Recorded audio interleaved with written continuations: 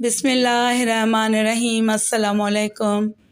رات گزر گئی تو صبح ان مقدس سروں کو نیزوں پر اٹھایا گیا، اونٹوں کی سواریوں پر مقدس بیویوں کو بٹھایا گیا اور یہ لٹا پٹا سارا قافلہ سوئے کوفہ روانہ ہو گیا۔ ظالم یزیدی اس قافلے کو لے کر کوفہ کی طرف روانہ ہو گئے۔ رات کو ابن سعد کے لشکر میں سے کسی نے چاہا کہ حضرت امام زین العابدین کو بھی شہید کر دے، لیکن ابن سعد نے کہا یہ بیمار بچہ ہے، اسے چھوڑ دو۔ مشیت الہی بھی یہی تھی کہ کوئی سادات میں سے ضرور موجود رہے جس نے سب کچھ اپنی آنکھوں سے دیکھا ہو اور وہ حالات کا عینی شاہد ہو۔ دوسرے روز لشکر یزید نے اپنی تمام لاشوں کو جمع کیا اور انہیں دفن کر کے روانگی کا اعلان کر دیا، مگر اہل بیت کی لاشوں کو دفن کرنے کی ضرورت بھی محسوس نہ کی۔ بغیر کفن اور دفن کیے خاندان نبوت کے افراد اور ان کے ساتھیوں کی لاشیں کربلا میں ہی چھوڑ دی۔ فرات کے کنارے ایک قبیلہ بنو سعد آباد تھا۔ جب انہیں پتہ چلا کہ یزیدی لوگ اہل بیت اطہار کی لاشوں کو کھلے آسمان تلے چھوڑ کر چلے گئے ہیں تو وہ فوراً وہاں پہنچے اور شہداء کے مبارک جسموں کو کفن دے کر دفنایا۔ یزیدیوں کا قافلہ اہل بیت کرام کے ہمراہ کوفہ میں داخل ہوا اور شہداء کے تمام سر ان کے پاس تھے۔ وہ سب ابن زیاد کے سامنے پیش کر دیے گئے۔ سید الشہداء حضرت امام حسین رضی اللہ تعالیٰ عنہ کا مبارک سر خولی کے پاس تھا۔ وہ کسی وجہ سے بروقت دربار نہ پہنچ سکا اور سر مبارک کو اپنے گھر لے گیا۔ خولی اپنی بیوی سے کہنے لگا، آج میں تیرے لیے دنیا و جہاں کی دولت لے کر آیا ہوں۔ مطلب یہ تھا کہ جب یہ سر مبارک ابن زیاد کے دربار میں پیش کروں گا تو بہت سے انعام ملیں گے۔ سنگ دل خولی لمبی تان کر سو گیا، مگر اس کی بیوی سر مبارک کے سامنے بیٹھ گئی اور ساری رات رو رو کر گزار دی۔ خولی کی بیوی نے دیکھا کہ آسمان سے زمین تک نور پھیلا ہے اور سر مبارک کے گرد عجیب شکل کے نورانی پیکر طواف کر رہے ہیں۔ کچھ نہیں کہا جا سکتا کہ وہ مخلوق کون تھی۔ وہ ساری رات یہ نظارہ دیکھتی رہی۔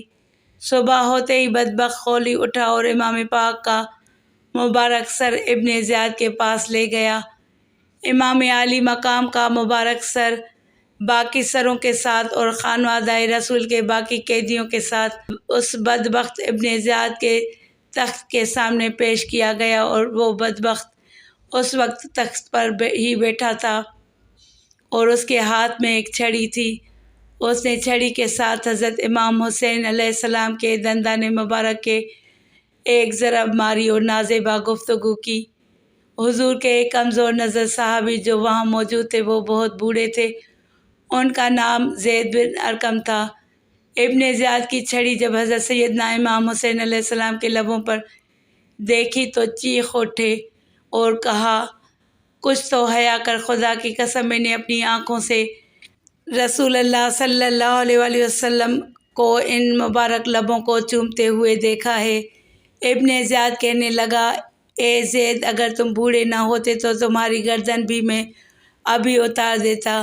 ابن زیاد ان سب کے بعد یزید کی خوشنودی کے لیے حضرت امام حسین کا سر انور اور دیگر سروں کو جلوس کے ساتھ اور خانوادہ رسول کی پاک بیویوں کے ساتھ یزید کی طرف دمشق روانہ کر دیا۔ جب یہ قافلہ دمشق کی طرف روانہ ہوا تو راستے میں ایک گرجے کے قریب پڑاؤ کیا۔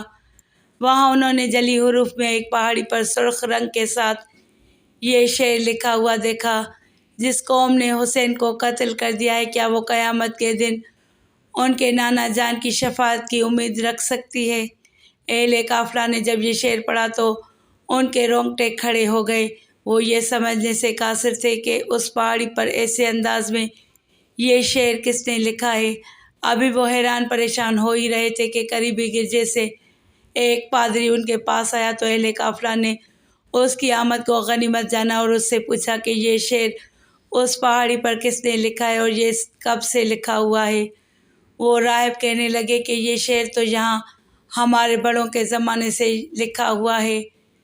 راہب نے پوچھا کہ یہ نیزے پر سر کس کا ہے؟ یہ قیدی کو انہیں راہب کو بتایا گیا کہ یہ سر حسین ابن علی کا ہے اور یہ بیویاں اسی مقدس خاندان کی ہیں۔ وہ راہب کانپ اٹھا۔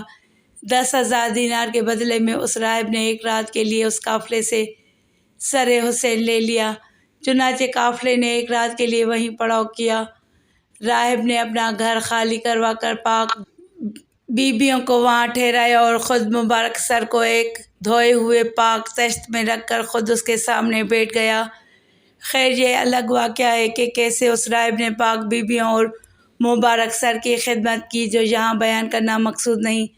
صبح ہوتے ہی یہ قافلہ دوبارہ روانہ ہوا، اور جب یہ قافلہ یزید کے دربار پہنچا تو وہ پہلے سے ہی اس قافلے کا منتظر تھا۔ جب سر حسین یزید کے سامنے رکھا گیا اور وہ اپنے تخت پر بیٹھا تھا تو اس نے ایک چھڑی حضرت حسین کے ہونٹوں اور دانتوں پر مار کر کہا، تم اپنے انجام کو پہنچ چکے ہو۔ یزید نے جب نواسۂ رسول صلی اللہ علیہ وسلم کے سر مبارک کی توہین کی تو وہاں موجود حاضرین نے اعتراض کیا، جس میں قابل ذکر یحییٰ بن حکم اور صحابی رسول حضرت ابو برزہ رضی اللہ تعالیٰ عنہ تھے، جن کو یزید نے اپنے محل سے نکال دیا۔ اس کے بعد دختر سیدہ کائنات حضرت زینب نے ایک تاریخ ساز خطبہ یزید کے دربار میں دیا، جس سے وہاں موجود لوگوں کے دل لرز اٹھے۔ یزید جب پشیمان ہوا تو اس نے قافلے کو قید میں ڈال دیا۔ قید سے رہائی کے بعد یہ قافلہ جب مدینہ پہنچا تو وہاں کے لوگوں نے چیخ و پکار کی۔ ناظرین گرامی، سید الشہداء کے مبارک سر کے بارے میں 5 روایات ملتی ہیں کہ وہ کہاں اور کس نے دفن کیا۔ سب سے پہلی روایت علامہ قرطبی اور شاہ محدث دہلوی سے ہے کہ یزید نے اسیران کربلا اور سر انور کو مدینہ بھیجا، جہاں پر حضرت امام زین العابدین نے سر مبارک کو حضرت حسن یا حضرت سیدہ فاطمہ سلام اللہ علیہا کے پہلو میں دفن کر دیا۔ دوسری روایت میں ہے، ابو ریحان البیرونی کہتے ہیں کہ اسیران کربلا نے 40 روز کے بعد کربلا واپس آ کر سر مبارک کو جسد مبارک کے ساتھ ملا کر دفن کیا۔ تیسری روایت ہے کہ یزید کے حکم پر سر امام حسین کو ہر شہر میں لے جایا گیا۔ عسقلان پہنچا تو وہاں کے امیر نے اسے دفن کر دیا۔ چوتھی روایت ہے کہ عسقلان میں جب فرنگیوں کی حکومت قائم ہوئی تو 548 ہجری میں طلحہ بن زریق نائب مصر نے عسقلان سے سر انور کو لیا اور مصر لے گیا۔ وہاں اس نے مشہد حسینی بنوا دیا۔ اس کے متعلق علامہ ابن حجر حتیمی مکی روایت فرماتے ہیں کہ سلیمان بن عبد الملک نے حضور صلی اللہ علیہ وسلم کو خواب میں دیکھا کہ آپ اس کے ساتھ ملاطفت فرما رہے ہیں اور اس کو بشارت دے رہے ہیں۔ صبح اس نے حضرت امام حسن بصری رضی اللہ تعالیٰ عنہ سے اس کی تعبیر پوچھی تو انہوں نے فرمایا، شاید تو نے حضرت محمد مصطفیٰ صلی اللہ علیہ وسلم کی آل کے ساتھ کوئی بھلائی کی ہے۔ اس نے کہا، ہاں مجھے ایک ہی بات یاد ہے، میں نے نواسۂ رسول حضرت حسین رضی اللہ تعالیٰ عنہ کے مبارک سر کو خزانہ یزید میں دیکھا تو میں نے ان کو 5 کپڑوں کا کفن پہنایا اور میں نے اپنے ساتھیوں کے ساتھ ان پر نماز جنازہ پڑھی اور انہیں قبر میں دفن کر دیا۔ سلیمان بن عبد الملک کے بعد اس کے جانشین عمر بن عبدالعزیز نے سر مبارک کو نکالا اور کربلا جا کر خود جسد مبارک کے ساتھ دفن کر دیا۔ ایک روایت یہ ہے کہ جب منصور ابن جمہور نے شام کو فتح کیا تو شہر میں داخل ہونے کے بعد وہ یزید کے خزانے والے کمرے میں گیا۔ وہاں پر اسے سرخ رنگ کی ایک ٹوکری ملی۔ منصور نے اپنے غلام سے کہا کہ اس ٹوکری کو حفاظت سے رکھو کہ یہ بنو امیہ کے قیمتی خزانوں میں سے ایک خزانہ ہے، لیکن جب اس کو تھوڑے عرصے کے بعد کھولا تو دیکھا کہ اس میں امام حسین کا نورانی سر ہے جس سے عطر کی خوشبو آ رہی تھی۔ اس نے اپنے غلام کو حکم دیا کہ ایک کپڑا لائے۔ اس نے سر کو اس کپڑے سے ڈھانپ دیا اور پھر کفن کرنے کے بعد اس کو دمشق میں باب فرادیس کے پاس دفن کر دیا۔